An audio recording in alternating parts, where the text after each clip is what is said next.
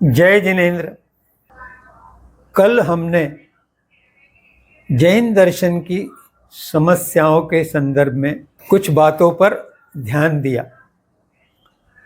और भी कई समस्याएं हैं, लेकिन समस्याओं के समाधान के लिए हम एक 4 सूत्री पद्धति का अवलंबन करेंगे। ये 4 सूत्री पद्धति है चित्र, सूत्र, तंत्र और मंत्र। प्रथम बिंदु इस पद्धति का चित्र है। चित्र, छाया चित्र अपने को बहुत अच्छी जानकारी देता है, लेकिन यह मर्यादित है। चलचित्र यानी सिनेमा, इसमें बहुत अधिक जानकारी मिलती है, लेकिन ये बहुत कम उपयुक्त है, उसमें कचरा ही ज़्यादा अधिक है। तो चित्र यानी जो स्थिति है, अवस्था है जैन दर्शन के संबंध में, उसका हमें कुछ गहराई से अध्ययन करना पड़ेगा, तब जाके समस्या का स्वरूप हमें ठीक से पता चलेगा और तब हम समाधान ढूंढ सकते हैं। तो अभी चित्र कैसा है? दर्शन के संबंध में चित्र कैसा है? देखा जाए तो विश्व में अनेक चिंतनों की भरमार है, परंतु कोई भी दार्शनिक चिंतन विश्व की समस्याओं का समाधान नहीं ढूंढ पाया।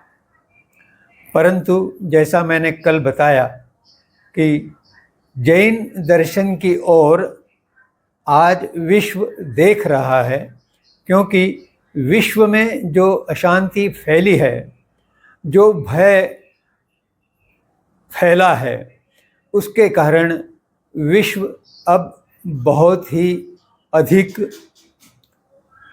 चिंतन में डूबा है कि उसे इन समस्याओं से कौन सा दर्शन बाहर निकाल सकता है। और जैन दर्शन के सौभाग्य से उनका लक्ष्य जैन दर्शन की ओर गया है, क्योंकि उन्होंने जब अध्ययन प्रारंभ किया तब उन्हें ज्ञात हुआ कि जैन दर्शन में अनेकांत सिद्धांत जो है, उस सिद्धांत में विश्व के लगभग सभी गंभीर समस्याओं का समाधान निहित है। जब विश्व की अशांति दूर होगी तो स्वाभाविक है कि राष्ट्र में से भी आतंक और आक्रांताओं का विनाश होगा। जब राष्ट्र भी सुख चैन से जीवित रहेगा तो उसका समाज भी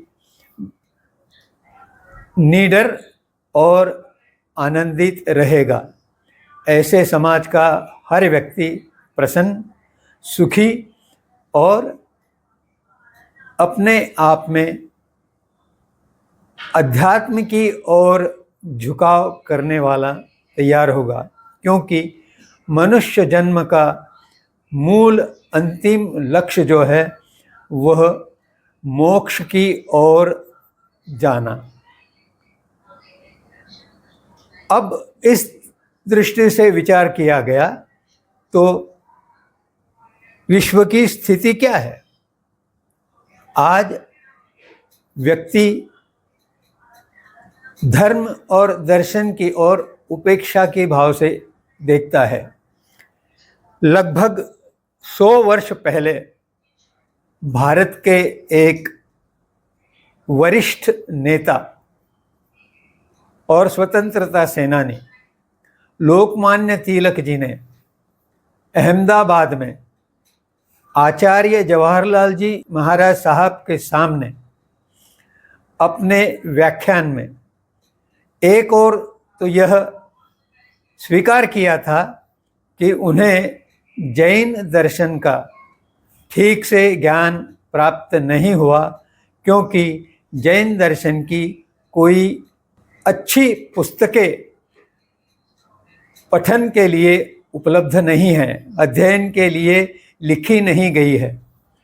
इस कारण मैं जैन साहित्य का ठीक से अध्ययन नहीं कर पाया और परिणामतः मेरा जैन दर्शन के प्रति जो विचार और भाव पैदा हुआ वह जैन दर्शन की वास्तविक स्थिति के अत्यंत विरोधी था। पर अब मैं यह जान गया हूँ, अतः इसमें मेरे आगे के लेखन में सुधार करूँगा। पर जैन समाज को मैं ये कहना चाहूँगा कि वे भी जैन दर्शन की पुस्तकें स्वयं पढ़े, क्योंकि जैन दर्शन के अनुयायी ही अगर जैन दर्शन की पुस्तकें नहीं पढ़े तो और लोग क्यों पढ़ेंगे। इसलिए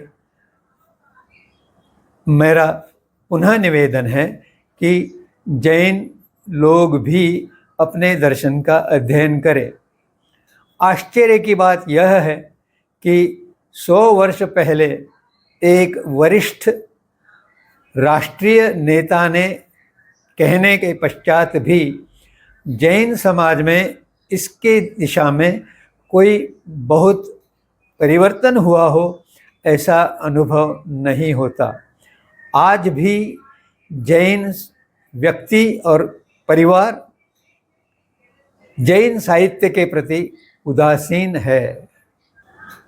जब जैन व्यक्ति जैन समाज का अवलोकन करेगा, उस अवलोकन द्वारा उसे जैन दर्शन का आकलन होगा और उस आधार पे जब वो जैन दर्शन के स्थिति का अध्ययन करेगा, तब उसे जैन दर्शन की महत्ता का अंकन करना संभव होगा। और जब तक ऐसा नहीं होता तब तक जैन समाज के व्यक्ति जैन दर्शन के संबंध में अच्छा ज्ञान प्राप्त नहीं कर पाएंगे। आज की स्थिति इस तरह से बहुत ही चिंताजनक और गंभीर है। समाज बिखरा हुआ होने के कारण शक्तिहीन है।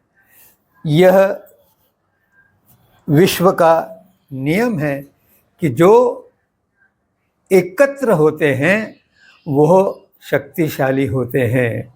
इसलिए जैन समाज को एक बनना बड़ा आवश्यक है।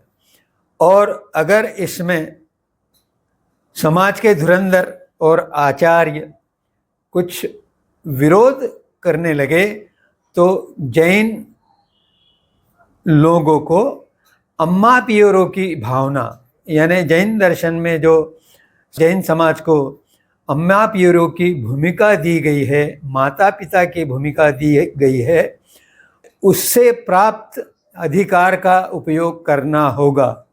जैसे स्थूलिभद्र स्वामी को पढ़ाने के लिए समाज ने भद्रबाहु स्वामी को बाध्य किया था अपने माता पिता के अधिकारों का उपयोग करके। द्वितीय बिंदु सूत्र के संबंध में कल बताऊंगा। जय जिनेंद्र।